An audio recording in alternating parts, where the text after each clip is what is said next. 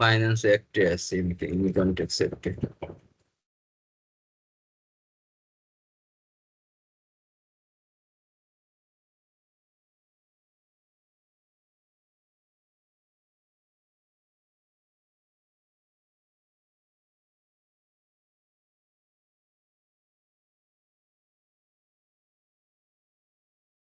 Screen share হচ্ছে তো না?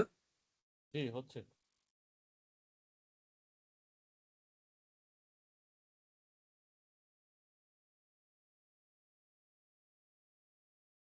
স্যার এই ফাঁকে একটা কোশ্চেন ছিল, জি জি। ভ্যাটেরও কোনো ক্লাস করেন নাকি? ভ্যাটের হ্যাঁ হ্যাঁ।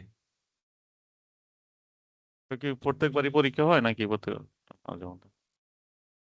ওই যে আমাদের ইয়া হিসেবে ওই যে ভিসি এক্সাম থাকে ওই সময় আমাদের ইয়া থাকে, আর এছাড়া আমাদের ওই যে বিভিন্ন টাইমে আপনার ইয়া থাকে, যেমন মূসক 9.1 এর উপরে কোর্স থাকে, তারপরে ভিডিএস সার্টিফিকেট 6.6 এর উপরে কোর্স থাকে, 6.10 এইগুলোর উপরে বিভিন্ন টাইমে কোর্স থাকে।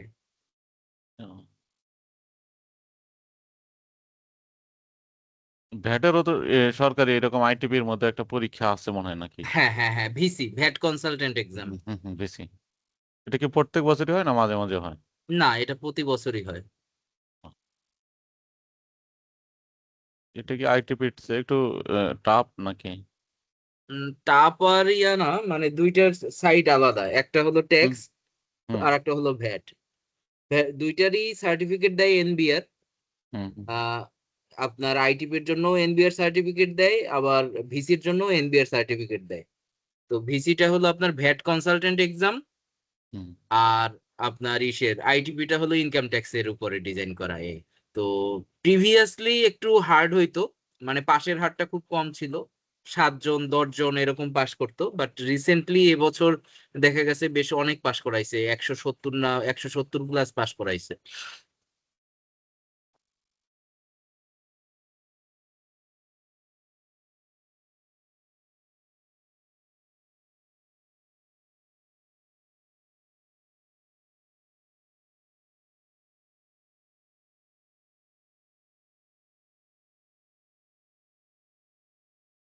আচ্ছা, আপনারা বলতেছিলেন যে এই 7টা যে আয়ের খাত, আহ এইগুলা ক্লিয়ার করা হয়েছিল তাই তো? Okay, তাহলে 7টা আয়ের খাত গেল, এরপরে ক্ষতির সমন্বয় এগুলো লাগবে না, হিসাব রক্ষণ পদ্ধতি লাগবে না। এই যে অব্যাহতিতে ছিলাম, কর অব্যাহতিতে, তাই? জি। ওকে, এটা কি পড়ানো হয় না এরকম? একটু আলোচনা করলে ভালো হয় স্যার। আচ্ছা আচ্ছা আচ্ছা, ঠিক আছে, তাহলে আমরা পার্ট 6 থেকে আজকে শুরু করব। দেখা যাক কত দূর যায়। আমাদের মূলত এখন টানা 2-3টা ক্লাসই হলো শুধুমাত্র ইনকাম ট্যাক্স 1/2023 নিয়ে আলোচনা, এবং এখানে কোন কোন সাইট গুলো আপনার খুবই ইম্পর্টেন্ট এক্সামের জন্য, যেগুলো সম্পর্কে আপনার আর কি জানা দরকার আইটিপি এক্সামে অ্যাটলিস্ট অ্যাটেন্ড করার জন্য। তো পার্ট 5 পর্যন্ত যেগুলো আমরা দাগাই দিছি, হয়তো এখানে অনেকগুলো পয়েন্ট ছিল, বাট অতগুলো পয়েন্ট আমাদের মার্ক করে দেই নেই যে এত কিছু জানতে হবে না, আপাতত এতটুকু এতটুকু এরিয়া আপনার হ্যাঁ জানলেই হ্যাঁ হবে, ঠিক আছে? ঠিক। তো এটাই হলো আমাদের উদ্দেশ্য। তো আপনারা ওই যে নোট নেওয়া শুরু করেন যে কর অব্যাহতি মানে কি, যে আপনার কোন কোন সাইডে আপনি অব্যাহতি পাবেন, হ্রাস পাবেন, এবং কোন কোন জিনিসগুলো আপনার বাদ যাবে, এই বিষয়গুলোই এই অধ্যায়ে এই পার্টে বলা আছে। হ্যাঁ, তো এখান থেকে আপনার ইম্পর্টেন্ট হলো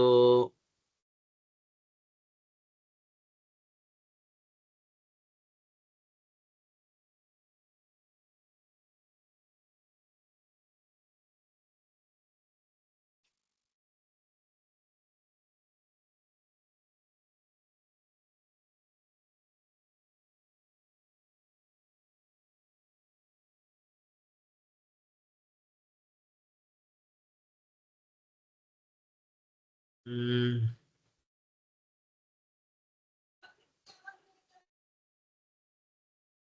আচ্ছা, এইগুলো আসলে অঙ্ক করার সময় আপনি অলরেডি ক্লিয়ার হয়েছেন, তারপরেও একটু আলোচনা করি। সেটা হলো আপনার মোট আয় হইতে বাদ। এটা হলো আপনার ওই যে টোটাল, মনে করেন আপনার 1 লাখ টাকা করে স্যালারি, রাইট? তো 12 মাসে আপনার 12 লাখ টাকা স্যালারি আসতেছে। বুঝতে পেরেছেন? জি তো আপনি যখন এই 12 লাখ টাকা, এরপর বোনাস পাইলেন আরো 1 লাখ টাকা, বা 12 লাখ টাকাই ধরেন হিসাবের সুবিধার্থে। তো এর ভিতর থেকে কি করা হয়, প্রথমেই 3/1 বাদ যায়, রাইট? এটাও কি একটা রিবেট। মানে 3/1 মানে কত, 4 লক্ষ টাকা বাদ যায় 12 লাখ টাকার। রিলেট করতে পারতেছেন? জি আচ্ছা, স্যার। আমি একটু দেখাচ্ছি।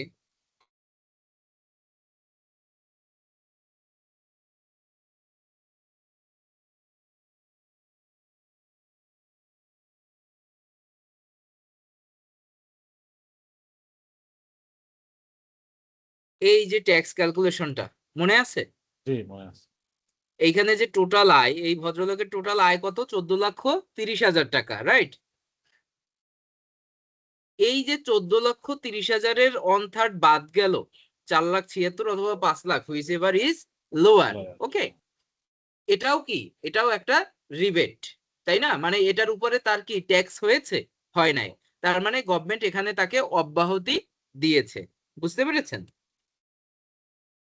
এখনকার ওই যে এনবিআর চেয়ারম্যান স্যারের একটা কথা খুব ভাইরাল হচ্ছে। দেখবেন যে উনি বলতেছে যে এখন থেকে আর 30 নভেম্বরের জন্য সবার ওয়েট করতে হবে না, সারা বছরই ট্যাক্স রিটার্ন জমা দিতে পারবেন।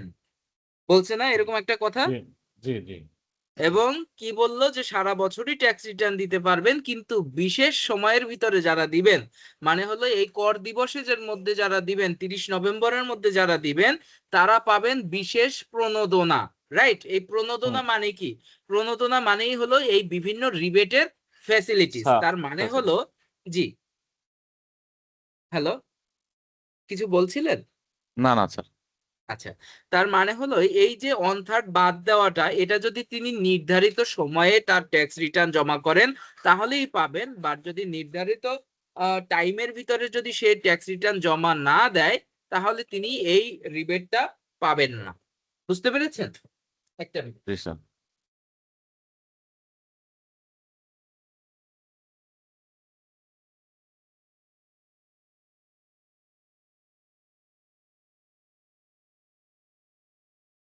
হ্যাঁ, ওকে। তাহলে এই বিষয়টা বুঝছেন, এই যে মোট আয় হইতে বাদের হিসাবটা?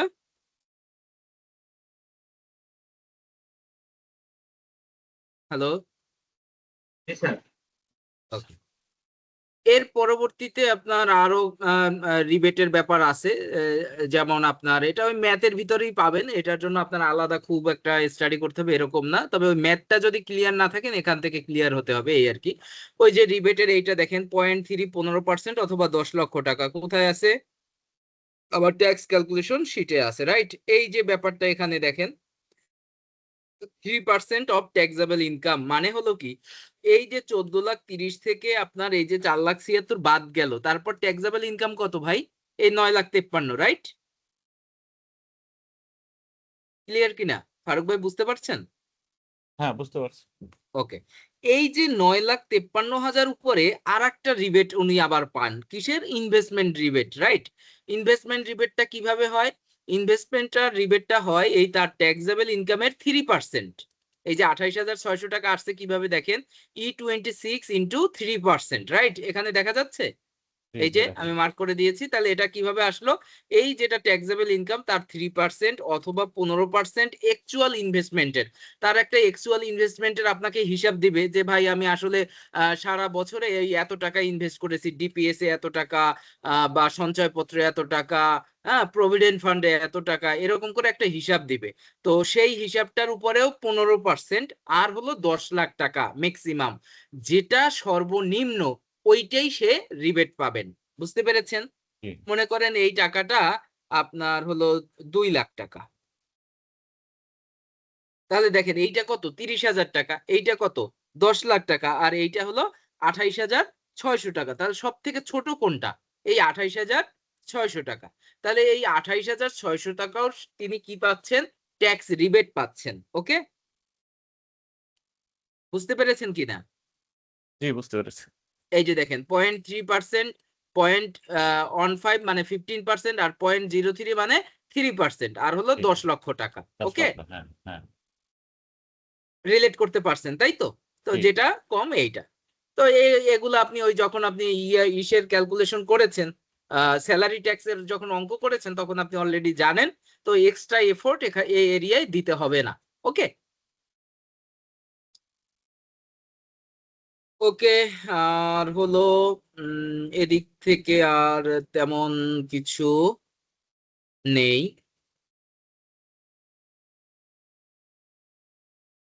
তেমন কিছু নেই। এরপরে হলো এইগুলা সেকশন গুলো উচ্চ কর কর্তন, না চাকরি হইতে আয় যাদের করে এদের হলো গড় হিসাবে ট্যাক্স ক্যালকুলেট করা হয়। ঠিক আছে, গড় কর্তন করা হয়।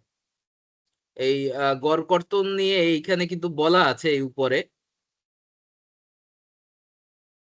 গড় কর্তনের মেইন হিসাবটা হলো আসলে ওই যে এই যে দেখেন গড় কর কিভাবে করে। গড় হারে হিসাবকৃত কর পরিশোধযোগ্য হইবে না। আচ্ছা, এটাই বলছে পরিশোধযোগ্য হইবে না, ওইটার কথা। আচ্ছা, গড় হারে কর কি আমি বলি। গড় হারে কর হলো আপনার মনে করেন সারা বছরে ট্যাক্স আসছে 24,000 টাকা ক্যালকুলেশন করে। কিভাবে? এইখানে এই যে ক্যালকুলেশনটা করে মনে করেন এই যে 43,150 টাকা, এইটা হলো কি টোটাল ট্যাক্স, রাইট? ঠিক তাহলে এই যে 3,596 ভাগ দিলেন কত দিয়া? 12 দিয়া, রাইট? তার মানে এইটাকে কি করলেন? গড়করণ করলেন। বুঝছেন?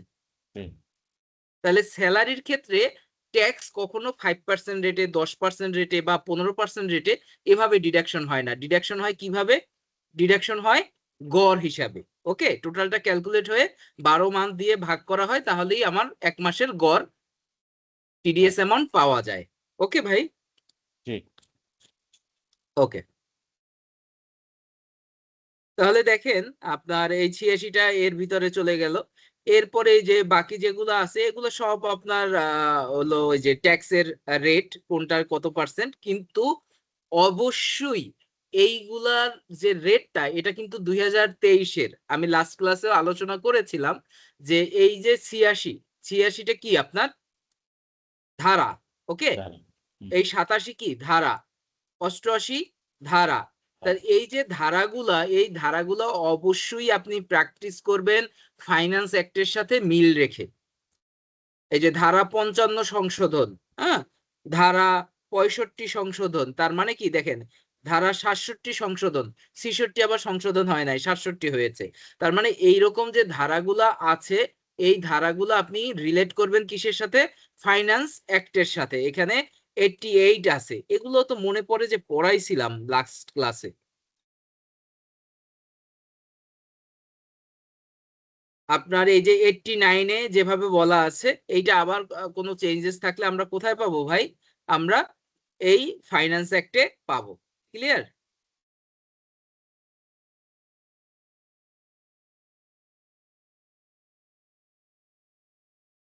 ওকে, এখান থেকে তেমন আর কোনো ইম্পর্টেন্ট ইয়া নাই। এখানে হলো জাস্ট টিডিএস এর রেটটা আমরা দেখে যাব যে কোনটা থেকে কত হারে টিডিএস কাটতে হয়। এর জন্য আমি বলেছিলাম পরিপত্রতে আপনারা কি দেখবেন?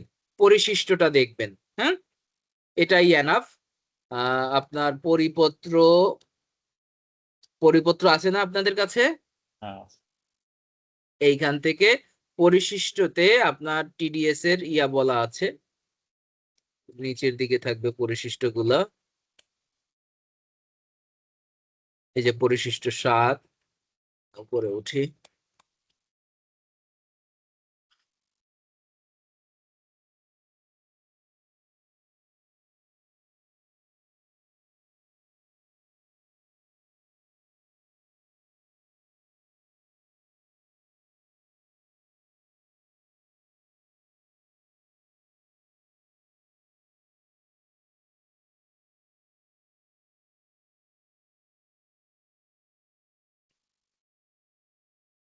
এই যে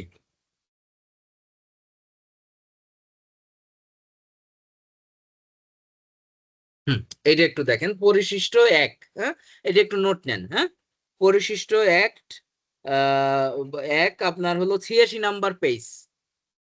কোথায়? পরিপত্রতে। এটা একটু নোট নিয়ে ফেলান। পরিশিষ্ট এটা কি স্যার? অ্যাক্ট। এক এক এক অন পরিশিষ্ট act। পরিশিষ্ট এক মানে one, O N E one. এই যে এটা পাবেন পরিপত্রর ৮৬ নাম্বার পেজে।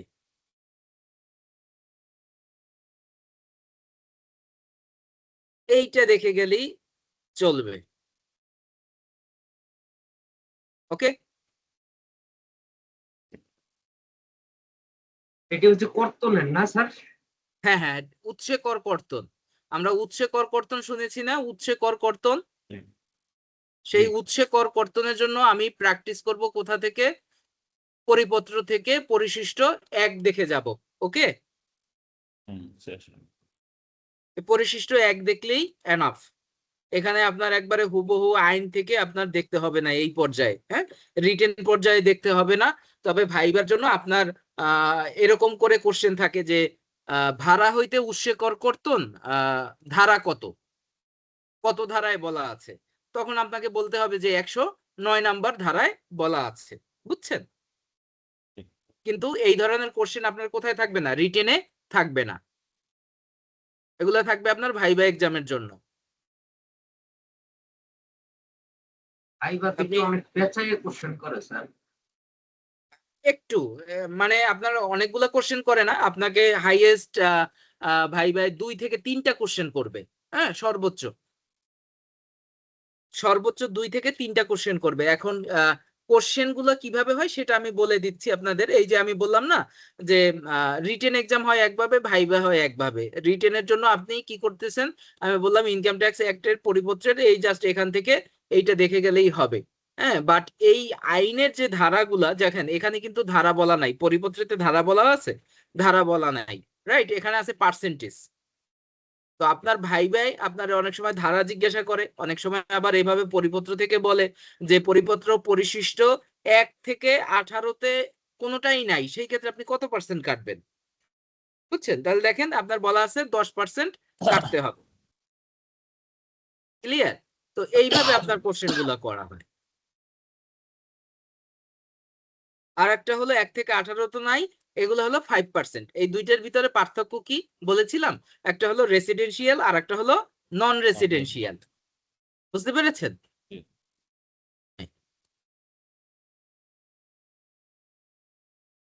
তো আমার এই সাইডটা এখান থেকে ক্লিয়ার। ওকে, উৎসে কর কর সংগ্রহ এই সাইডটা আমার এভাবে দেখতে হবে না।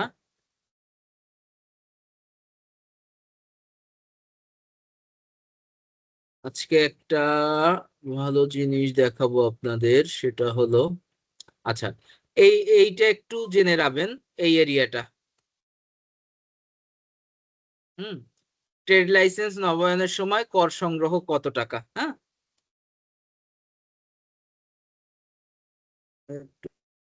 স্নিপিং টুল দিয়ে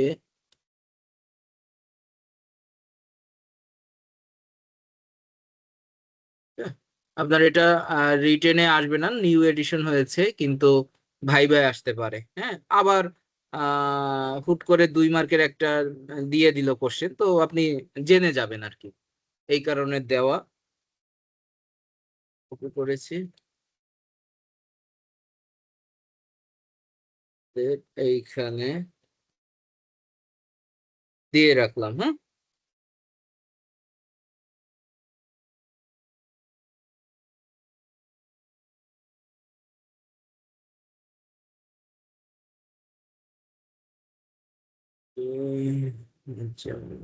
এইটা দেখবেন ১৩৪, এটা একটা ইম্পর্টেন্ট সেকশন। হ্যাঁ, ১৩৪ একটু নোট নেন। ১৩৪ উৎস কর কর্তন স্যার? না, শেয়ার হস্তান্তর হইতে কর সংগ্রহ। শেয়ার হস্তান্তর হইতে কর সংগ্রহ।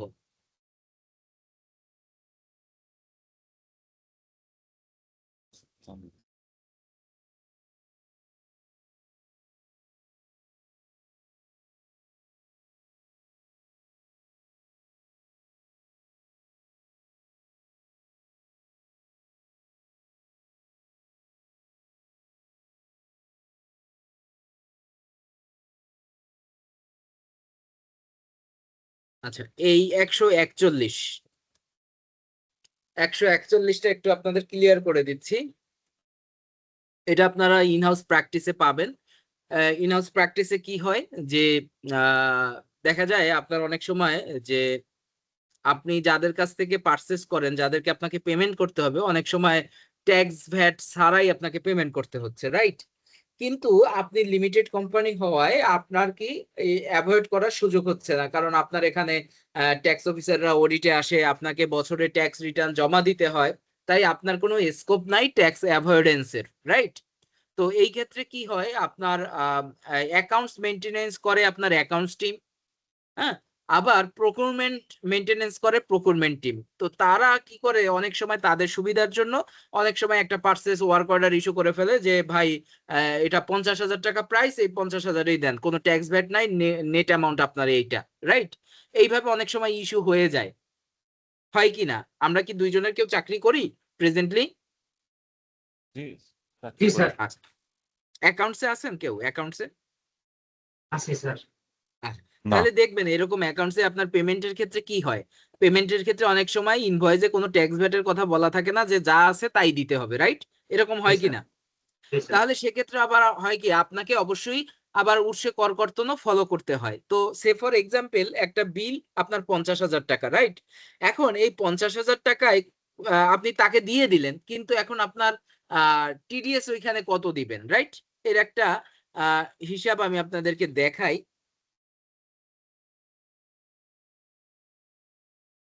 এখানে একটা করা আছে, কিন্তু আহ আমি যেটা চাচ্ছি,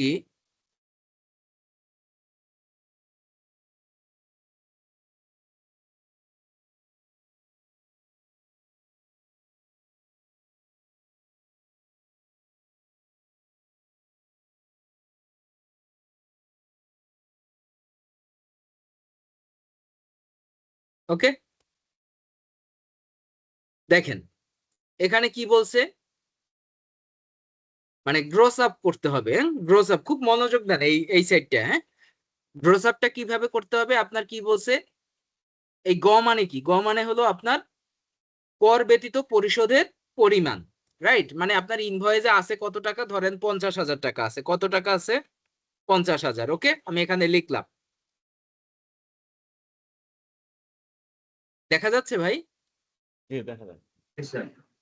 ওকে, এবারে আমরা কি করতেছি, যে ইনভয়েস ভ্যালু 50,000, আমার পেমেন্টও করতে হবে 50,000, কিন্তু এখন আমাকে তো ট্যাক্স কমপ্লিয়েন্সও করতে হবে, এখানে আমার টিডিএসটা গ্রস আপ করতে হবে, কি করতে হবে, গ্রস আপ।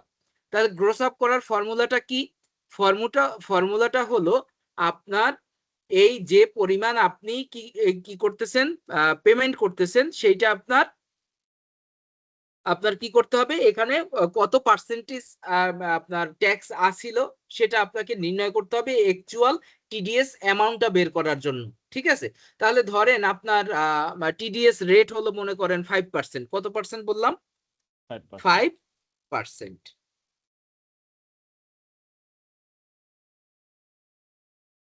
আমরা যে পার্সেসটা করলাম ওইটার টিডিএস রেট ধরলাম 5%, এটা কি টিডিএস রেট, ওকে? আর এটা হলো কি আমার ইনভয়েস ভ্যালু, ইনভয়েস ভ্যালু, ওকে? এখন আমি টিডিএস রেটটাও জানি আর ইনভয়েস ভ্যালুও জানি, কিন্তু ঘটনাটা কি ঘটছে, আমি এই 50,000 টাকা থেকে তাকে বিল কাটতে পারি নাই, আমি তাকে 50,000 টাকাই পেমেন্ট করতে হয়েছে। তো সেই ক্ষেত্রে ট্যাক্সের আইনে কি বলা আছে যে আমি কি করতে পারি সেক্ষেত্রে, তো আপনাকে বলা হয়েছে যে আপনি এই 50,000ই পরিশোধ করুন, কিন্তু আপনাকে অবশ্যই এই 5% ট্যাক্স আপনাকে ইনশিওর করতে হবে, সেক্ষেত্রে আপনাকে ফর্মুলা ব্যবহার করতে হবে, গ্রোস আপের ফর্মুলা। কিভাবে, আপনি যদি মনে করেন এই 50,000-এর উপরে 5% দেন, হ্যাঁ, ইকুয়াল ইনটু 5%, তাহলে আসবে কত, 2,500 টাকা, রাইট? আপনি যদি এইভাবে দেন তাহলেও আপনার ভুল হবে, মানে টিডিএস কর্তৃপক্ষ যদি আপনাকে চায় আপনাকে পেনাল্টি দিতে, সেক্ষেত্রে আপনাকে পেনাল্টি দিতে পারবে, কারণ কি, আপনি ক্যালকুলেশন ভুল করেছেন, বুঝতে পেরেছেন? মানে 50,000 টাকায় ডিরেক্ট 5% করলে আপনার হবে না, এক্ষেত্রে আপনাকে কি করতে হবে, এই সিনারিওতে আপনাকে গ্রস আপ করে নিতে হবে, ওকে? তাহলে গ্রস আপ করার ফর্মুলাটা কি বললো, ফর্মুলাটা হলো 100 ইন্টু ক, 100 ইন্টু ক। ক মানে কি? আমি তাকে নেট যে অ্যামাউন্টটা পরিশোধ করেছি। ক এর ব্যাখ্যা কি দেখেন, কর ব্যতীত পরিশোধের পরিমাণ, তার মানে তাকে আমি নেট অ্যামাউন্ট যেটা আমি পেমেন্ট করেছি, তাকে পেমেন্ট করেছি কত ভাই? 50,000 টাকা, রাইট? হ্যাঁ, ক্লিয়ার কিনা? ঠিক। তাহলে আমি ফর্মুলাটা কি দিব? ফর্মুলাটা হলো ইকুয়াল দিলাম 100 দিলাম, গুণ দিলাম কি 50,000, মানে যে অ্যামাউন্টটা আমি তাকে পরিশোধ করছি। এখন যদি আমি তাকে 70,000 পরিশোধ করি তাহলে এখানে কত বসাবো? 70,000। 80,000 যদি পেমেন্ট করি তাহলে 80,000 বসাবো। ক্লিয়ার? ওকে, তাহলে এই ভ্যালুটা আমরা কি পাইলাম? এই গয়ের ভ্যালু, গয়ের একটা পার্টের ভ্যালু পাইলাম। এরপরে কি 100 মাইনাস খ। 100 মাইনাস খ মানে কি? খ হলো প্রযোজ্য কর হার, এই যে 5% যেটা বললাম। তাহলে এটা কি 100 মাইনাস খ মানে প্রযোজ্য কর হার, তাহলে 100 মাইনাস 5। এখন কর হার যদি হয় আমার 7, তাহলে এখানে হবে কি 100 মাইনাস 7। ওকে, কর হার যদি হয় 10 তাহলে হবে কি 100 মাইনাস 10। ক্লিয়ার? তাহলে দেখেন এখানে আমি একটা পাইলাম যে 100 ইন্টু ক এর রেজাল্ট, আর একটা পাইলাম 100 মাইনাস খ এর রেজাল্ট। এবার কি করতে হবে? 100 ইন্টু ক কে আমার ভাগ দিতে হবে 100 মাইনাস খ থেকে, রাইট? তাহলে আমি কি পেয়ে যাব? আমার টিডিএস অ্যামাউন্ট পেয়ে যাব। তাহলে এইটা ভাগ এইটা, তাহলে আমি কত পেয়েছি? 52,631 টাকা। ওকে, এইটা হবে কি আমার টোটাল ভ্যালু হবে এখন, বুঝছেন? এখন তাহলে আমি 50,000 তো পরিশোধ করে দিয়েছি, তাহলে আমার টিডিএস এর অ্যামাউন্ট কত? টিডিএস এর অ্যামাউন্ট এইটা মাইনাস 50,000 কত হলো? 2631 টাকা। ওকে, এখন দেখেন আপনি যদি এই 52,631 এর উপরে ডিরেক্ট 5% করেন, এইটাই দাঁড়াবে। এই দেখেন সেম।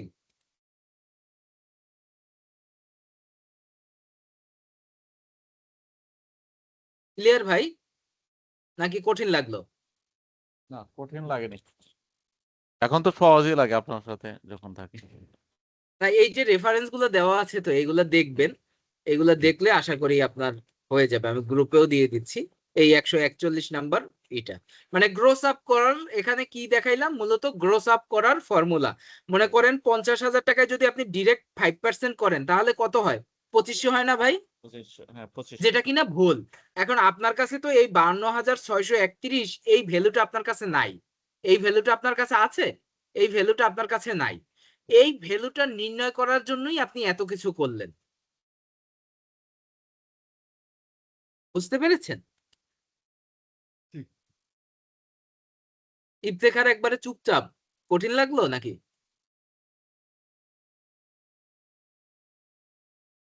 ইফতেখার আছে নাকি চলে গেল? তো করতেছে তো আছে।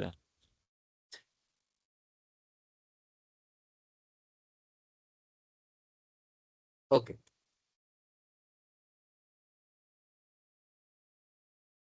এটাও আমরা এখানে দিয়ে দেই। ওকে,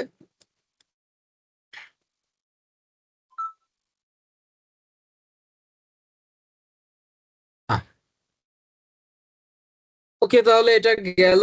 আর হলো 142, 141 এবং 142, এটা আপনাকে জানতে হবে। 142 হলে যারা এগুলো ফলো করে না তাদের আসলে কি হারে আপনার ট্যাক্স ক্যালকুলেট হবে, তাদের নির্ধারিত হারের থেকেও 50% অধিক হবে। ঠিক আছে, 142 লিখে ফেলেন।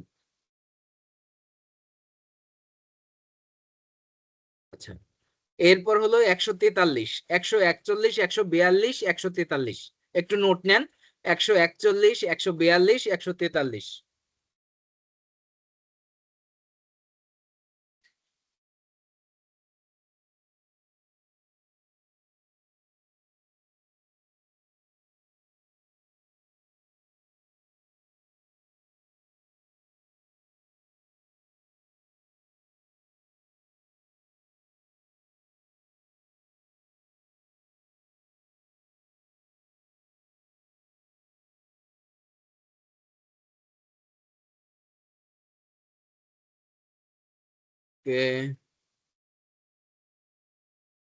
আচ্ছা, এইটার পরিপত্র থেকে নিবেন। হ্যাঁ, এটা ওই আইনের বলা আছে তো, আইন থেকে আপনার চেঞ্জ হয় এই অগ্রিম কর গাড়ি অনুযায়ী। এটা আপনি পাবেন কোথায়? পরিপত্রতে পাবেন। এই যে পরিপত্র আছে না, এই পরিপত্রতে আপনি এই গাড়ির ট্যাক্সের ইটা স্ল্যাবটা পাবেন। ওকে, এআইটির ক্ষেত্রে এইটা ইম্পর্টেন্ট। এই যে গাড়ির যেটা কারের সিসি অনুযায়ী আপনার কত টাকা অগ্রিম কর দিতে হয়। ঠিক আছে ফারুক ভাই? জি ঠিক আছে। ওকে,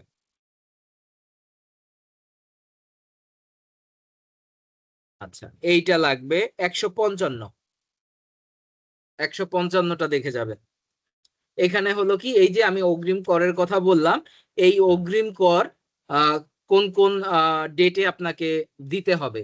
হুম, জি 25 15 September, September, 15 December, 15 15 December, March, 15 15 March, June. 15 June.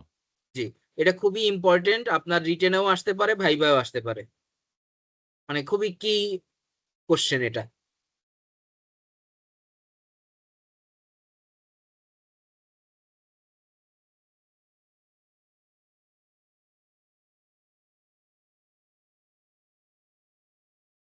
ওকে, পঞ্চম অধ্যায় শেষ।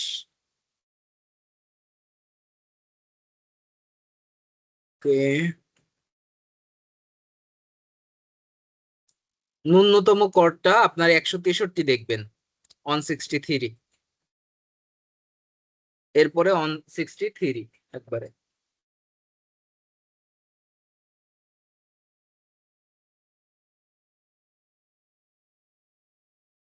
আমরা ঈদের পরের ক্লাসটা কবে রাখতে পারি? 29-30 তো ঈদের ভিতরেই থাকবে। আপনারা পোক করেন, হ্যাঁ, কারণ নেক্সট ডেটটা পড়ে যাচ্ছে আপনার একবার ঈদের মধ্যে। ওই সময় তো সবাই আপনারা ব্যস্ত থাকবেন, এখনই তো আপনাদেরকে পাওয়া যায় না। আপনারা হয়তো বা এই আমাদের যে শিডিউল 6 তারিখ, তো এর আগেই আমরা একটা ক্লাস নিয়ে নেব। সপ্তাহে যে কোনো একদিন নিয়ে আর কি, একদিন হ্যাঁ, দুই দিন। সপ্তাহের যে কোনো একদিন আপনারা একটু পোক করেন যে নবম ক্লাসটা নেওয়ার জন্য, সেই দিন আমরা ইয়া করে ফেলবো।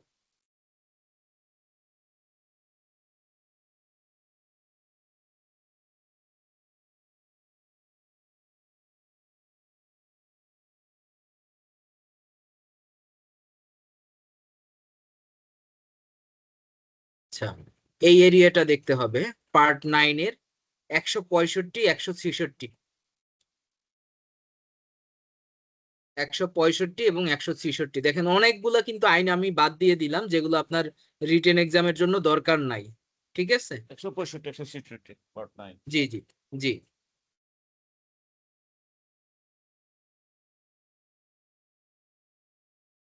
167।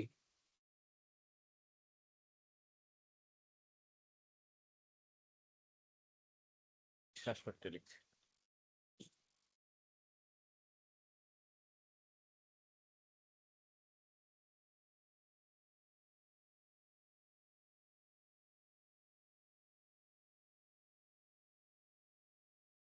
আচ্ছা, 169 রিটার্ন দাখিলের সাধারণ নিয়মাবলী। এগুলা জাস্ট আপনার পরীক্ষায় ওরকম অতটা মানে কি ইম্পর্টেন্ট না, তারপরে একটু দেখে যাবেন। মানে এরকম প্রশ্ন থাকতে পারে, রিটার্ন দাখিলের সাধারণ নিয়মাবলী লিখো। বুঝছেন? জি আর এগুলো আপনার প্র্যাকটিস করতেও তো আপনার জানতেও হবে, কারণ আপনার হ্যাঁ শুধু পরীক্ষায় পাশ করে তো আর লাভ নাই, আপনাকে অবশ্যই প্র্যাকটিসে নামতে হবে, তাই না? তখন জি। আপনার এই আইনগুলো খুব ভালোভাবেই দেখতে হবে।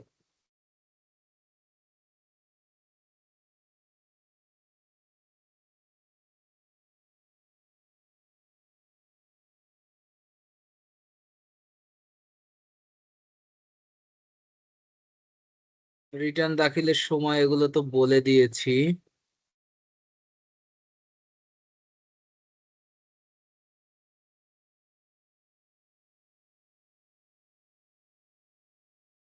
তো এইটা একটু জাস্ট জেনে যাবেন যে 172-এ কি বলা আছে, রিটার্ন দাখিলের জন্য যে নোটিশ হয় না, যে এই যে যারা আপনার ট্যাক্স রিটার্ন জমা দেয় না তাদেরকে নোটিশ হুম করা হয় না, এই হুম নোটিশটা হুম। করা হয় কত ধারা অনুযায়ী? 172 ধারা অনুযায়ী, ঠিক আছে?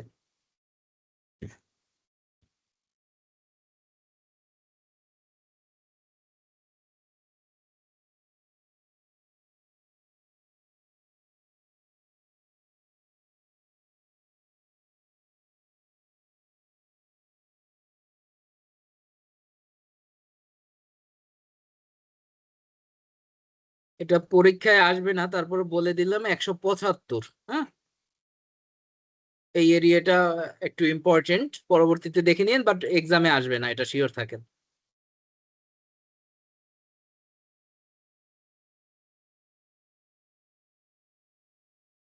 আচ্ছা, উৎসে করের রিটার্ন এইটা দেখবেন 177।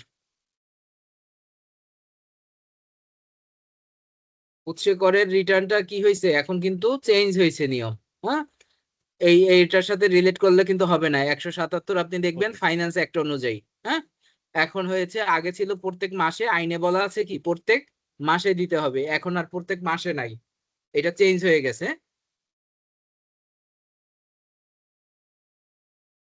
আপনার 25 জানুয়ারি, 25 মার্চ, এই মার্চ না এপ্রিল, 25 এপ্রিল, 25 জুন, এরকম একটা ডেট আপনারা দেখবেন। ফাইন্যান্স অ্যাক্টেই আছে ডেট গুলা, বা আমার কোনো পোস্টেও শেয়ার করা আছে, পোস্ট থেকেও আপনারা দেখে নিতে পারেন।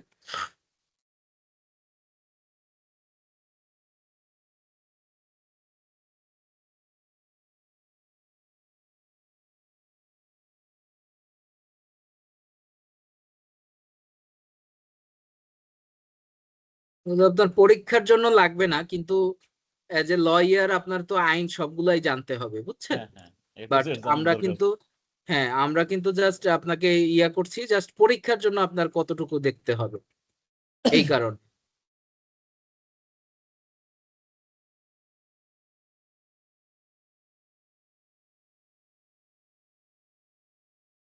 আর আয়কর আইনের কোনো বই পাওয়া যায় নাকি? ল্যাপটপে পড়তে মানে লাগে না অতটা।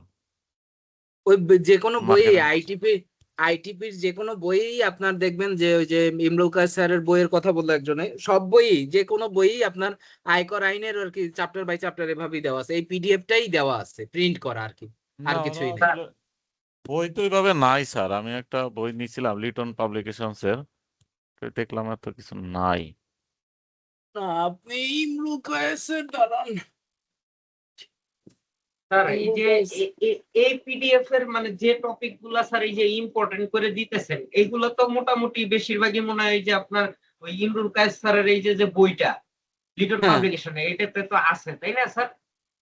না আমি কয়েকটা বইয়ে টপিক বলতে দেখলাম। আহ, এই আইনটা হলো পুরাটাই পাবেন বইয়ে। হ্যাঁ, আমি দেখাচ্ছি যেটা, এটা হলো এনবিআর এর ইনকাম ট্যাক্স অ্যাক্ট 2023, না, যেটাকে বইটা আছে আয়কর আইন, এখানে। বুঝছেন? আর বইয়ে হলো আপনি যে কোনো বইই আপনি এগুলারই প্রিন্ট করা পাবেন, এইটা আমি বলেছি। আমি যেরকম পিডিএফ থেকে দেখাচ্ছি, এই পিডিএফটারই হার্ড কপি আপনি পাবেন যে কোনো বইয়ে, ইমরুল কায়েস স্যারের বইয়ের কথা বলেন বা অন্য কোনো বই, সব বইয়েই পাবেন। ওই বইটা তো স্যার মানে এইখানে যেভাবে দেওয়া আছে ওইরকম নাই আর হ্যাঁ, কি। না দেওয়া থাকবে, আপনি আছে। এই ইসেরটা দেখেন, ইমরুল কায়েস ভাই স্যারের বইটা দেখেন, ওখানে বলা আছে একদম। ভাই এই যে আচ্ছা, আপনি যে লিটন পাবলিকেশনের বই কিনছেন এটা আপনার বই। ইমরুল কায়েস স্যার। ও আচ্ছা আচ্ছা, হ্যাঁ, এইটাই তো, তাই না? হুম হুম হুম, এটাই। এটার ইমরুল ভিতরে তো এই কায়েস, যে আইনের পার্ট আছে স্যার। ইমরুল কায়েস স্যার কি আপনার ইসে লিটন পাবলিকেশনে গেছে? জি স্যার, এটা তো লিটন হ্যাঁ। পাবলিকেশন। আবার হচ্ছে উনি হচ্ছে স্যার আবার এই যে আমাদের অফিসের যে সিনিয়র ম্যানেজার অ্যাকাউন্টস এর, উনার আবার ফ্রেন্ড হয়। আচ্ছা আচ্ছা, হ্যাঁ ওনারে আমি চিনি, আমাদের এই ইসের গ্রুপেও আছে, আমাদের এই যে আহ, আমাদের আইটিপি ক্লাসের যে গ্রুপ না, এই জি স্যার। গ্রুপে উনি আছে, উনি ওই যে দেখে টেকে আমাদের ক্লাস কিভাবে হয়, উনিও ক্লাস নেয় তো।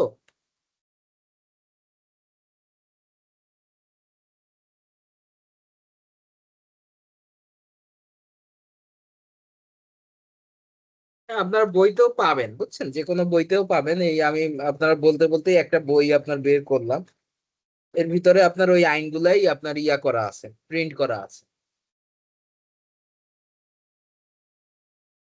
জি স্যার, প্রিন্ট করা আছে এটা। বইতে যেটা আছে মানে কোশ্চেন আকারে বেশি তো, আর এখানে তো আর কোশ্চেন আকারে না। ও মানে হ্যাঁ হ্যাঁ বইটা হ্যাঁ হ্যাঁ হ্যাঁ হ্যাঁ হ্যাঁ রাইট, পার্থক্যটা এখানে। পার্থক্য এখানে। ওই যেমন আমি বললাম না যে একটু আগে যে রিটার্ন দাখিলের সাধারণ হুম নিয়মাবলী লিখো, বুঝছেন? হুম হুম বইয়ে হুম। আপনার এইভাবে বলা আছে, যেটা আর কি এইখানে নাই। হ্যাঁ, এখানে কোশ্চেন হ্যাঁ সেট হ্যাঁ, করা নাই। হ্যাঁ, সেটাই। মানে আনুমানিক কিভাবে কোশ্চেনটা হইতে পারে এরকম একটা ইয়া হ্যাঁ হ্যাঁ দেওয়া হ্যাঁ, আছে। Right right. এবং কি পুরাটা নাই। না না, পুরোটা নাই, রাইট। আচ্ছা, আমরা ভালো কথা আমাদের হলো গিফট ট্যাক্স এর উপরে কোনো ক্লাস হয় নাই। হ্যাঁ, আমাদের কিন্তু না, গিফট ট্যাক্স এর উপরে একটা ক্লাস করতে হবে, কারণ গিফট ট্যাক্স থেকে আপনার মার্ক থাকবে, 5 ঠিক। মার্ক হইলেও থাকবে, 10 মার্ক হইলেও থাকবে, যে কোনো একটা মার্ক অবশ্যই থাকবে এখানে। হ্যাঁ, গিফট ট্যাক্স 1990। হ্যাঁ, আমার প্ল্যান ছিল যে ইনকাম ট্যাক্স একটা 2টা ক্লাসে শেষ করে দেওয়া, ইম্পর্টেন্ট এরিয়া গুলা। ফার্স্ট পার্ট তো গেল, আজকে সেকেন্ড পার্ট। আজকে তো শেষ হয়ে যাওয়ার কথা। মোটামুটি ইম্পর্টেন্ট যে এরিয়া গুলো আছে অলরেডি বলে ফেলেছি। আমাদের নেক্সট ক্লাসটাই আমরা গিফট ট্যাক্স এর উপরে করব। হ্যাঁ, আর হলো এই আপনাদের যে এরিয়া গুলো আমি মার্ক করাই দিলাম, বুঝতে হুম, পেরেছেন? জি এই মার্কিং গুলা আপনাদের পড়তে সমস্যা হইলে বা ওইখান থেকে কোনো কোশ্চেন থাকলে ওইগুলা নোট করে রাখা। হ্যাঁ, ঈদের ভিতরে জি তো আর অত পড়ালেখা হবে না জানি, তারপরে যতটুকুই দেখবেন ওর ভিতরে যদি আপনার কোনো কোশ্চেন থাকে অবশ্যই নোট করে নিবেন। নেক্সট ক্লাসটা আমরা ডিজাইন করব পুরোপুরি গিফট ট্যাক্স এর উপরে, কিন্তু এই যে সব আমি ইম্পর্টেন্ট এরিয়াগুলো আপনাদের মার্ক করে দিলাম, এগুলা থেকে যদি আপনাদের কোনো কোশ্চেন থাকে অবশ্যই কোশ্চেন আপনারা রাখবেন। হ্যাঁ, নেক্সট ক্লাসটা হবে গিফট ট্যাক্স এর উপরে মূলত, এবং আপনার এই কোশ্চেন অ্যান্সার সেশন থাকবে প্রিভিয়াস ক্লাস নিয়ে। ঠিক ঠিক। আছে? হ্যাঁ, মূলত ইনকাম ট্যাক্স অ্যাক্টের ভিতরে যা যা দেখতে হবে অলরেডি বলে ফেলেছি, পরীক্ষার জন্য আর কি যতটুকু দরকার। আচ্ছা, এই একটা ভালো কোশ্চেন, ট্রান্সফার প্রাইসিং, এইটা লাগবে। ট্রান্সফার প্রাইসিং, হ্যাঁ।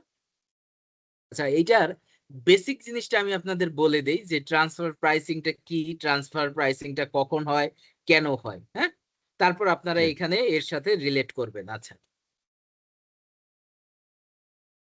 এটা কিন্তু খুবই ইম্পর্টেন্ট, ট্রান্সফার প্রাইসিং। হ্যাঁ, মানে এটার আপনি 3 স্টার মার্ক করে রাখেন ট্রান্সফার প্রাইসিং। আমি একটা কথা বলি, গিফট ট্যাক্স, হ্যাঁ, তারপরে হলো এডিআর বিধিমালা, অল্টারনেট ডিসপিউট রিজলিউশন, হ্যাঁ, হুম, এডিআর যে ব্যাপারটা, ট্রান্সফার প্রাইসিং, এই 3টা থেকে আপনি কোশ্চেন পাচ্ছেন একবারে 200% sure. Transfer pricing, ADR. ADR, gift tax, এই 3টা থেকে আপনি কোশ্চেন মাস্ট পাবেন। ঠিক। বুঝতে পেরেছেন? জি স্যার। একবারে যদি কমও হয় তাহলে যে কোনো 2টা কোশ্চেন পাবেন এই 3টা এরিয়া থেকে। আমি যে 3টা এরিয়া বললাম, একটা হলো গিফট জি ট্যাক্স, একটা হলো এডিআর, আর একটা হলো ট্রান্সফার প্রাইসিং। কপাল ভালো থাকলে 3টা কোশ্চেনই পাবেন, আর যদি কপাল খারাপও থাকে তাও 2টা কোশ্চেন মিনিমাম পাবেন। জি। বুঝছেন? ওকে, তাহলে আমি ট্রান্সফার প্রাইসিংটা সম্পর্কে একটা বেসিক আইডিয়া আপনাদেরকে দিচ্ছি যে ট্রান্সফার প্রাইসিংটা আসলে কি। ট্রান্সফার প্রাইসিংটা হলো, মনে করেন দেখবেন যে মাল্টিন্যাশনাল কোম্পানিগুলো আছে, অনেকগুলো কোম্পানি মনে করেন বাংলাদেশেও আছে আবার জাপানেও আছে, বাংলাদেশে আছে অস্ট্রেলিয়াতেও আছে, বাংলাদেশে আছে আবার ইউএসএ তেও আছে, রাইট? জি। একই কোম্পানি, এরকম হয় কিনা? হুম। তো এই যেগুলোকে আমরা আর কি মাল্টিন্যাশনাল কোম্পানি বলি, যে বহুজাতীয় কোম্পানি, যেমন ইউনিলিভার, রাইট? হ্যাঁ, জি। ইউনিলিভার কি শুধু বাংলাদেশে আছে? শুধু না বাংলাদেশে না, নাই, অল রাইট। ওয়ার্ল্ড ওয়াইড আছে আপনার। তারপর আইটি সেক্টরে বিজেআইটি আছে, বাংলাদেশ জাপান ইনফরমেশন টেকনোলজি। ওরাও শুধু বাংলাদেশে বিজনেস করে না, জাপানে বিজনেস করে, অন্য অন্য কান্ট্রিতেও ওরা বিজনেস করে, রাইট? তাহলে জি এরকম আপনার প্রত্যেকটা সেক্টরেই আপনার কিছু মাল্টিন্যাশনাল কোম্পানি রয়েছে। ওকে, সো এই কোম্পানিগুলো আপনার কি করে, যেমন এইখানের যে মালিকানা আবার ওইখানের যে মালিকানা একই থাকে, তাই না? জি মাল্টিন্যাশনাল কোম্পানির মানে মেইন বেসিকই তো হলো এইটা যে জি আহ, আহ, আপনার একই কোম্পানি বিভিন্ন দেশে তাদের ওই আইন অনুযায়ী প্রতিষ্ঠিত হয়, বাট তাদের গভর্নমেন্ট বডি মানে গভর্নিং বডি মানে হলো বা আপনার যারা মালিক শেয়ার হোল্ডার তারা একই থাকেন। ওকে, তো এই ক্ষেত্রে আপনার কি হয়, ট্রান্সফার প্রাইসিং অডিটের দরকার হয়। ট্রান্সফার প্রাইসিং এটা একটা অডিট, কিন্তু ট্রান্সফার প্রাইসিং কি, এটা একটা অডিট। আপনার জি ওই অ্যাকাউন্টস এর যেভাবে একটা অডিট করে না সিএ ফার্ম, জি এই ট্রান্সফার প্রাইসিংও করতে হয়। এটাও করে কারা, সিএ ফার্মই করে। বুঝতে পেরেছেন?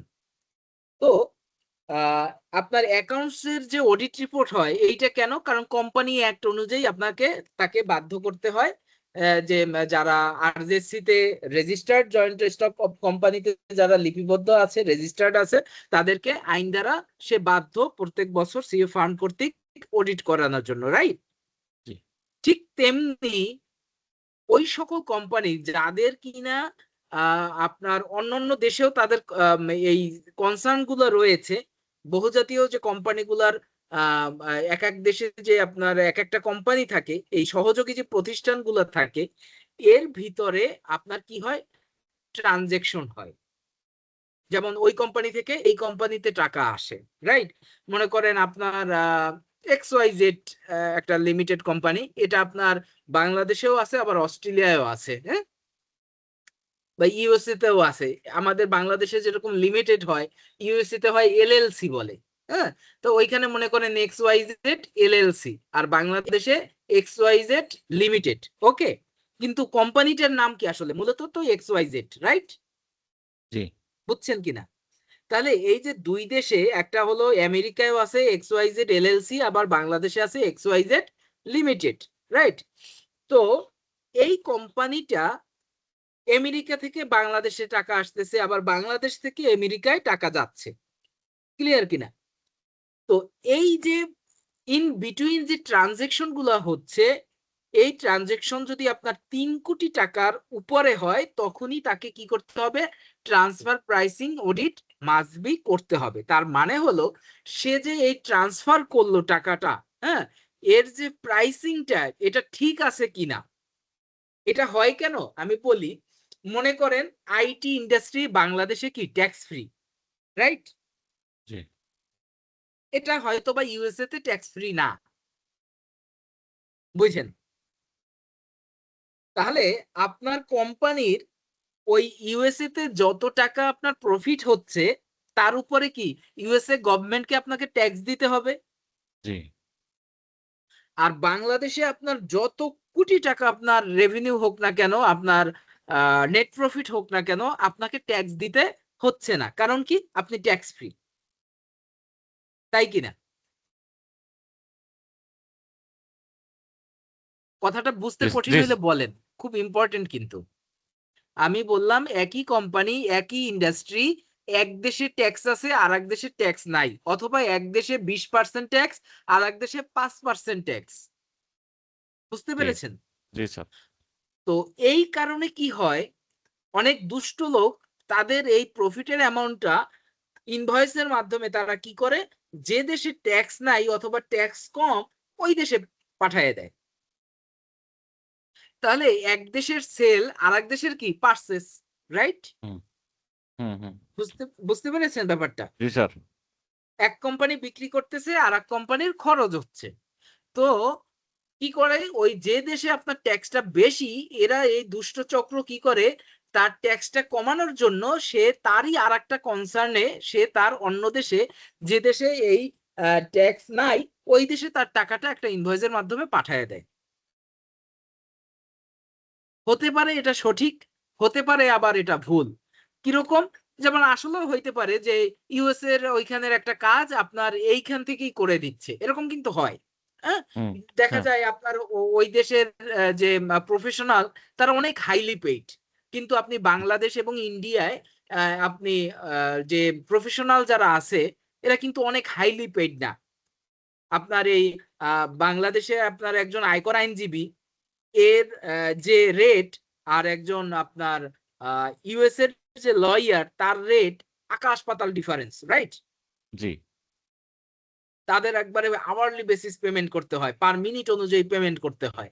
আর বাংলাদেশে দেখা যায় আপনার আওয়ারলি তো দূরের কথা, একটা ফুল ইনকাম ট্যাক্স রিটার্ন করেও 5,000 10,000 টাকা দিতে চায় না, রাইট?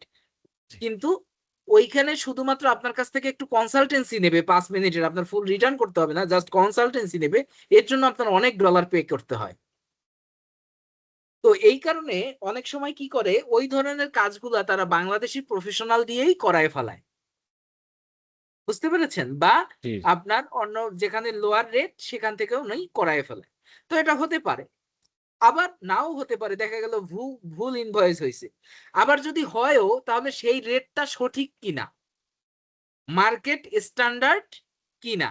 যেমন মনে করেন আপনার রেট ধরলাম আওয়ারলি ৳২,০০০ বাংলাদেশের প্রেক্ষাপটে। আপনি একজন আয়কর আইনজীবী, আপনার আওয়ারলি রেট ধরে নিলাম যে ৳২,০০০।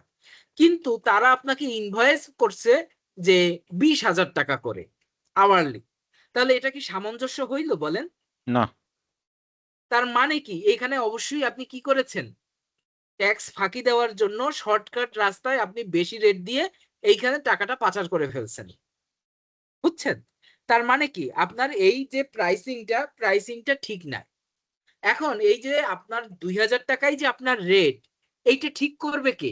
এটা ঠিক করবে সিএ ফার্ম, একটা অডিট ফার্ম, রাইট? তারা কি করবে? আপনার মার্কেটটা এনালাইসিস করবে।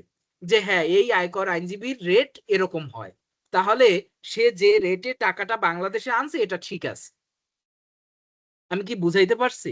মানে হলো আপনার ইউএস এর কোম্পানি থেকে আপনার কোম্পানিতে, বাংলাদেশের কোম্পানিতে, একই কোম্পানি, এইখানে ১০ কোটি টাকা আসছে মনে করেন। কত কোটি টাকা আসছে ভাই? 10 ১০ কোটি কোটি। এই ১০ কোটি টাকা সঠিক রেটে আসছে কিনা এইটা যাচাই করাই হলো ট্রান্সফার প্রাইসিং। জি ক্লিয়ার কিনা আপনি? জি ক্লিয়ার বুঝতে পেরেছেন? এই যে টাকাটা বাংলাদেশে আসলো, এটা কি সঠিক রেটে আসছে কিনা এবং আদৌ সেই কাজটা হইছে কিনা, বুঝছেন? মানে শুধু কাগজে ইনভয়েস কিনা, যে আদৌ দেখা গেল কোন কাজই হয় নাই, আপনার কাছ থেকে কোন সার্ভিসই নেয় নাই, শুধু টাকা পাঠায় দিছে। এই জিনিসটা ধরা পড়ে কোথায়? ট্রান্সফার প্রাইসিং অডিটে। বা যদি আপনাকে টাকা পাঠায়, সেই রেটটা আপনি কাজও করেছেন, কিন্তু সেই রেটটা সঠিক কিনা, এইটা যাচাই বাছাই বেশ করাই হলো কিসের কাজ?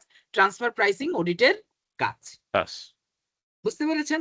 আর অডিট রিপোর্টের অ্যানুয়াল যে অডিট রিপোর্ট, এর কাজ কি? এর অবজেক্টিভ হলো আপনার এটা ট্রু অ্যান্ড ফেয়ার হইছে কিনা, কোন ফ্রড হইছে কিনা, কোন চুরি জালিয়াতি হইছে কিনা, আপনার লেজার গুলা সবকিছু আছে কিনা, ট্রায়াল ব্যালেন্স মিলছে কিনা।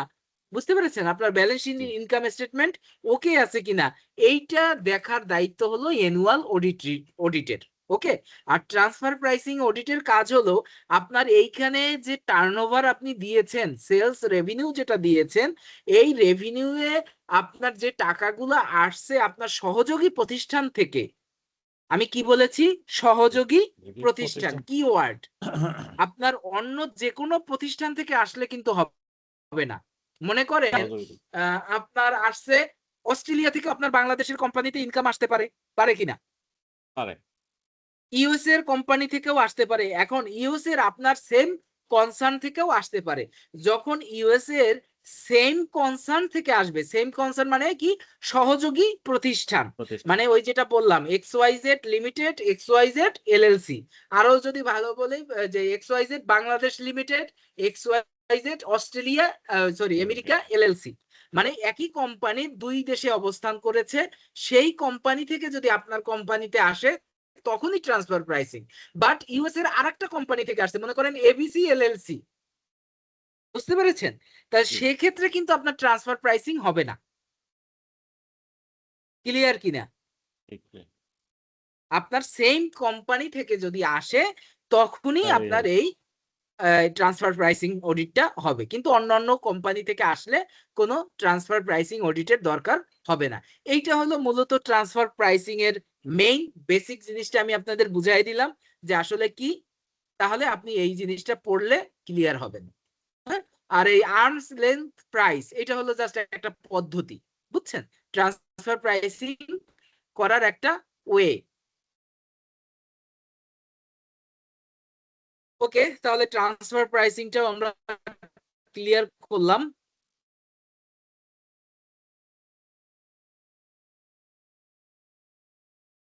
ট্রান্সফার প্রাইসিং এর কিন্তু মেইন ইয়া হলো কি, এটা অবশ্যই ইন্টারন্যাশনাল ট্রানজাকশন হইতে হবে, কিন্তু আন্তর্জাতিক লেনদেন হইতে হবে। হ্যাঁ, আবার বাংলাদেশের ভিতরেই ট্রান্সফার হইলে যেগুলো গ্রুপ অফ কোম্পানি থাকে এক কনসার্ন থেকে আরেক কনসার্ন, ওইটা কিন্তু না। বুঝতে পেরেছেন? জি স্যার। মনে করেন একটা বসুন্ধরা গ্রুপ, একটা আছে কি বসুন্ধরা ফুড, আর একটা আছে বসুন্ধরা সিমেন্ট। এখন বসুন্ধরা ফুড থেকে যদি সিমেন্টের টাকা আসে, এক্ষেত্রে কিন্তু হচ্ছে না। না। কারণ কি, এগুলা একটা আরেকটা কনসার্ন, এটা কিন্তু মাল্টিন্যাশনাল কোম্পানি না।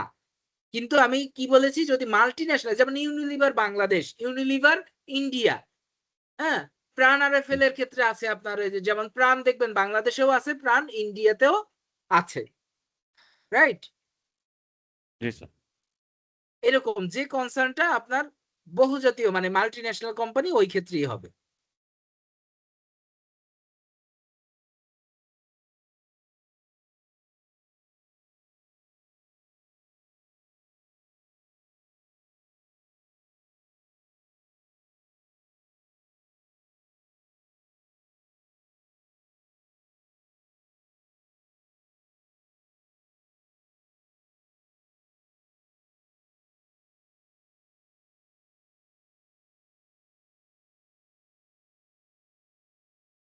Yes. আচ্ছা, এইটা দেখবেন, করদাতা নিবন্ধন 261, এটা ইম্পর্টেন্ট। 262 ইম্পর্টেন্ট। 261 এবং 262 মানে কি, কখন করদাতা হিসেবে নিবন্ধন মাস্ট বি করতে হবে, মানে যার টিন নিতে হবে, কখন নিতে হবে। আর একটা হলো টিন, অনেক সময় দেখবেন বলে যে টিন বাতিল করতে চাই, কখন টিন বাতিল করতে পারবে।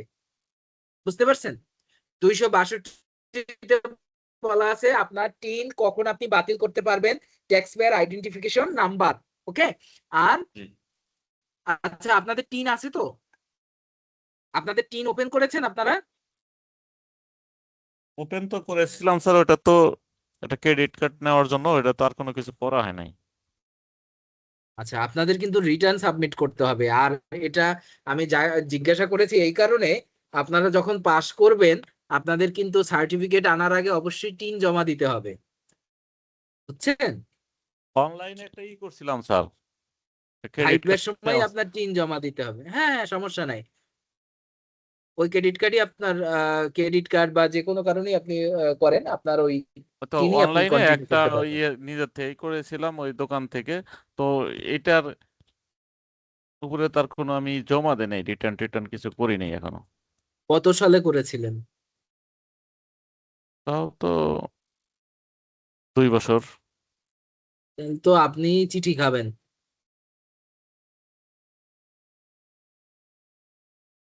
করণীয়। বললাম আপনি চিঠি খাবেন আর কয়দিন পরে। করণীয় কি এটার? করণীয় হলো আপনার রিটার্ন মাস্ট বি জমা দিতে হবে।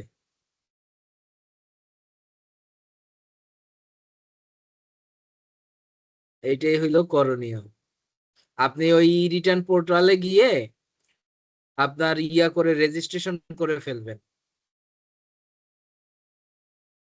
আচ্ছা, আপনি একটু হেল্প করেন স্যার তাহলে। হ্যাঁ হ্যাঁ হ্যাঁ।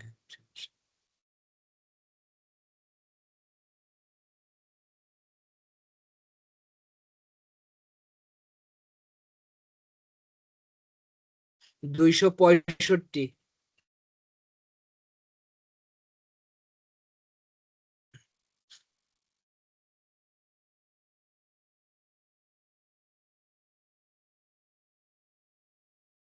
এরপরে 266 খুবই ইম্পর্টেন্ট জরিমানা।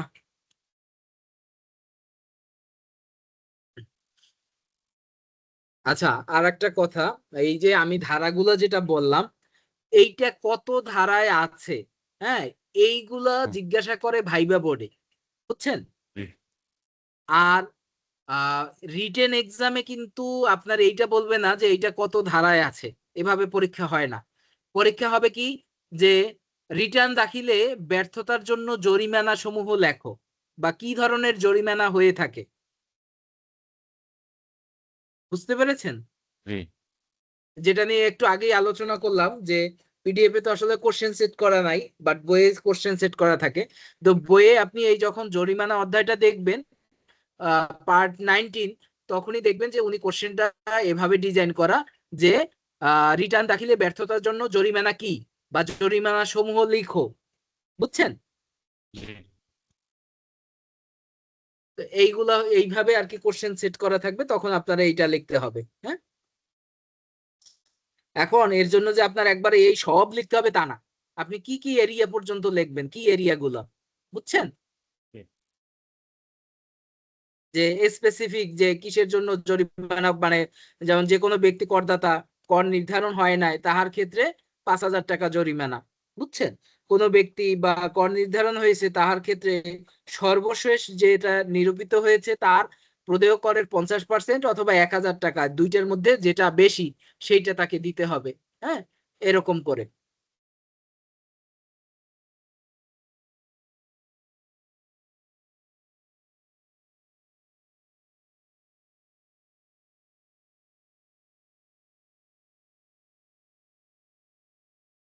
দুইশো 68।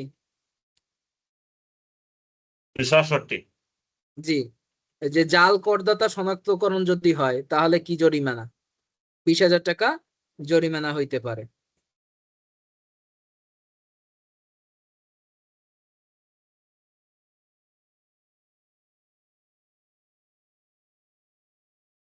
দুইশো 69।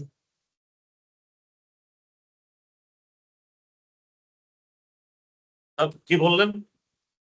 269 অগ্রিম কর। আর এর আগে বললাম 268, মানে আপনার টিনটা উনি নকল করেছেন, ডুপ্লিকেট করেছেন, জাল।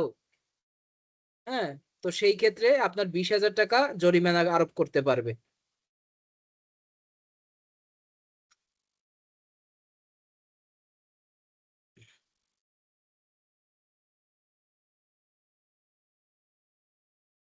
আচ্ছা, এই আয় গোপন করিবার জন্য জরিমানা 272।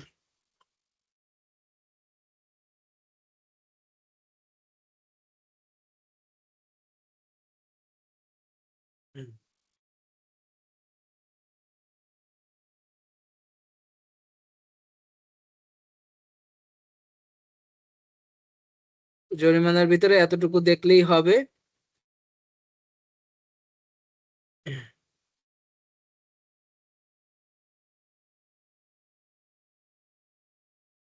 286টা দেখবেন, একটু পড়ে যাবেন জাস্ট।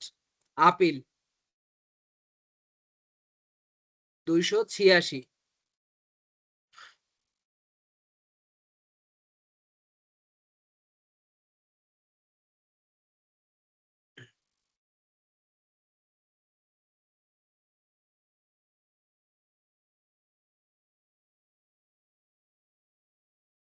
স্যার, জি, স্যার এই ক্লাসটা তো ইউটিউবে রেকর্ড থাকবে না আজকের এই ক্লাসটা?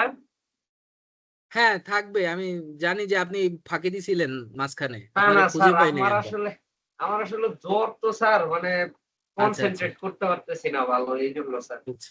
ওইখানে ইম্পর্টেন্ট হলো জাস্ট, এমনি তো এরিয়া গুলো দেখাই দিছি, বাট আমরা গ্রোস আপের একটা ক্যালকুলেশন করছিলাম, ওই সময় আপনারা খুঁজে পাই নাই। ওই গ্রোস আপের ক্যালকুলেশনটা দেখে নিয়েন। আচ্ছা ঠিক আছে স্যার, যদি প্রবলেম হয় আপনার স্যার জিজ্ঞেস করবো স্যার, একটু হেল্প করেন স্যার। হ্যাঁ, স্যার আমি ওই গ্রোস আপের ক্যালকুলেশনটা ভিডিওতে আমরা ওই এক্সেলে করছিলাম, তো ওখানেই জি দেখানো স্যার। ছিল।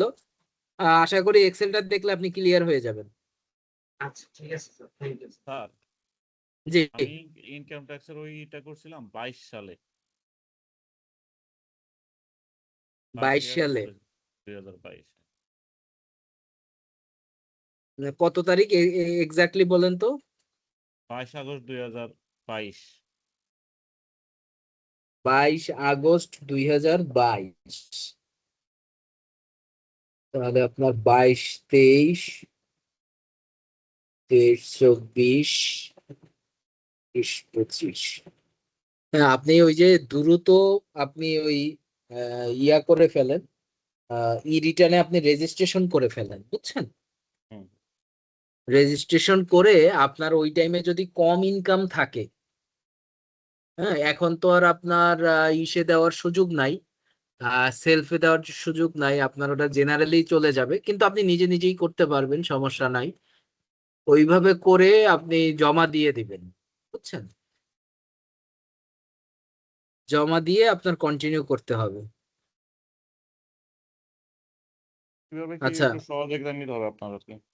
হ্যাঁ হ্যাঁ হ্যাঁ, বলবো না আর, এই তো আর কিছুদিন পরেই আপনার জুলাইয়ের দিকে আমাদের হলো ট্যাক্স ভ্যাট মেকানিজমেরই ইসের কোর্স যাবে, আপনার ওরে কি বলে,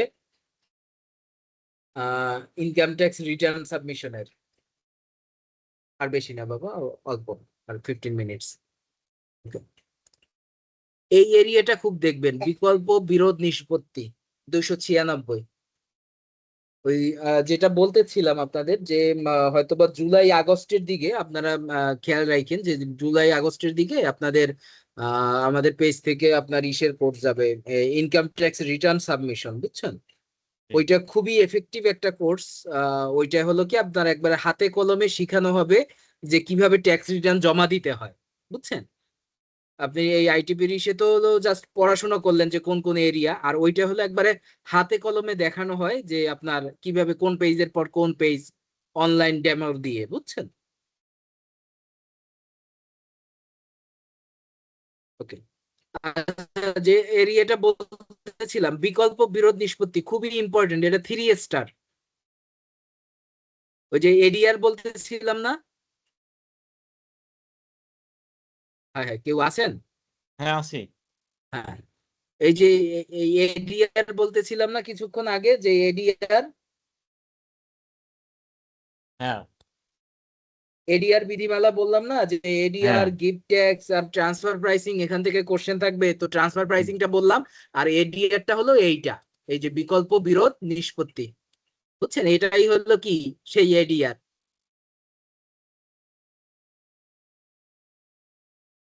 ক্লিয়ার ভাই? জি, ক্লিয়ার। এটা দেখবেন, এটা হলো একবারে দেখবেন কতটুকু, এই যে 296 দেখবেন, 297 দেখবেন, 298। হ্যাঁ, এডিআর থেকে কোশ্চেন আসবে, তো এটা আর বাদ দিবেন না।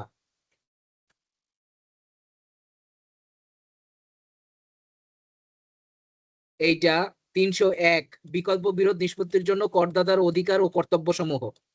302, কর বিরোধ নিষ্পত্তির পদ্ধতিটা কি। 302, হুম।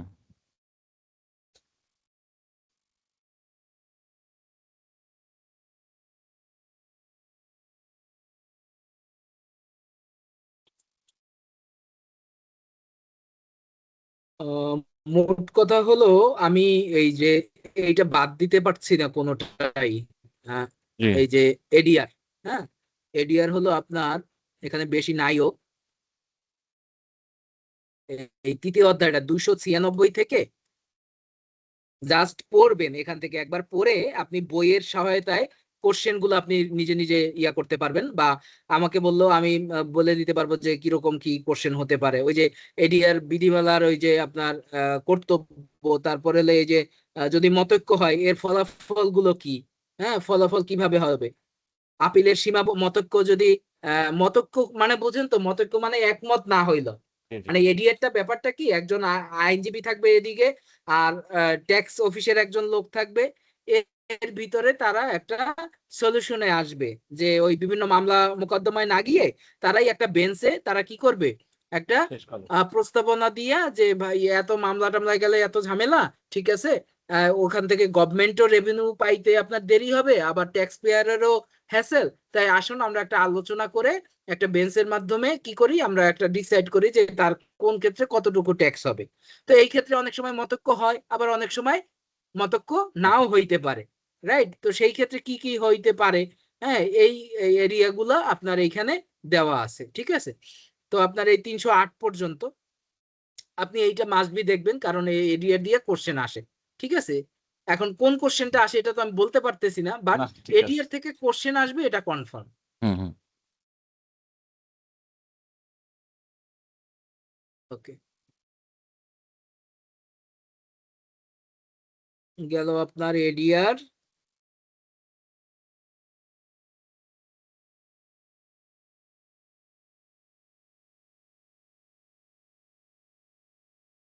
অনুমোদিত প্রতিনিধি, আচ্ছা এটা জাস্ট একবার দেখতে পারেন, অতটা ইম্পর্টেন্ট না, এত মুখস্থ করার কিছু নাই, জাস্ট অনুমোদিত প্রতিনিধি কারা।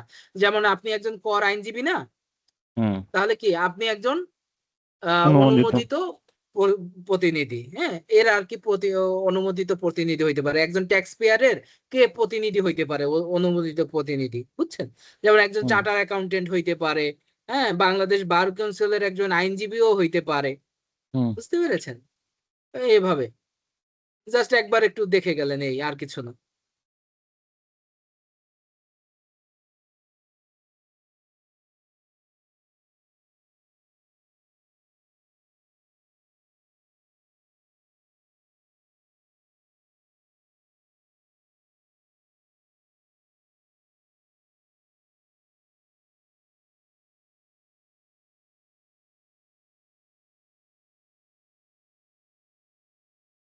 আশা করি আর কিছু থাকার কথা না।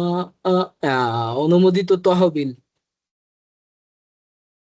বার্ধক্য তহবিলের যে ব্যাপারটা, অনুমোদনের পদ্ধতি লাগবে না।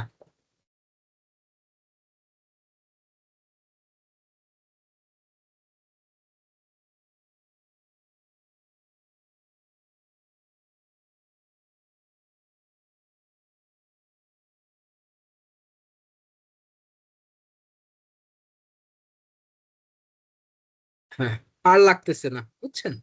জি হ্যাঁ, আর লাগবে না, শেষ। তাহলে আমাদের দুইটা ক্লাসই কভার হয়ে গেল, জি স্যার এর আগের ক্লাসটা আর এইটা, এটাই আমাদের টার্গেট ছিল। তাহলে ইনকাম ট্যাক্স অ্যাক্ট নিয়ে আমরা ইম্পর্টেন্ট এরিয়া গুলা মার্ক করে দিতে পারলাম। আর হলো নেক্সট ক্লাসটা আমাদের গিফট ট্যাক্স এর উপরে, ঠিক আছে? জি স্যার জি স্যার তাহলে স্যার ওকে। জি স্যার আর হ্যাঁ, একটু আমার ইটা তাহলে আমি আগে করবো একটা রেজিস্ট্রেশন স্যার হ্যাঁ, নিবন্ধন হ্যাঁ, হ্যাঁ, হ্যাঁ, হ্যাঁ, হ্যাঁ, ই নিবন্ধন রিটার্ন করে রেজিস্ট্রেশন হুম, নিবন্ধন করে তারপর আমি আপনাকে বলে দিব না যে আসলে কিভাবে কি করতে হবে, জি বুঝছেন? জি স্যার জি ওকে, আচ্ছা ঠিক আছে ঠিক আছে। জি আসসালামু আলাইকুম ওয়ালাইকুম আসসালাম।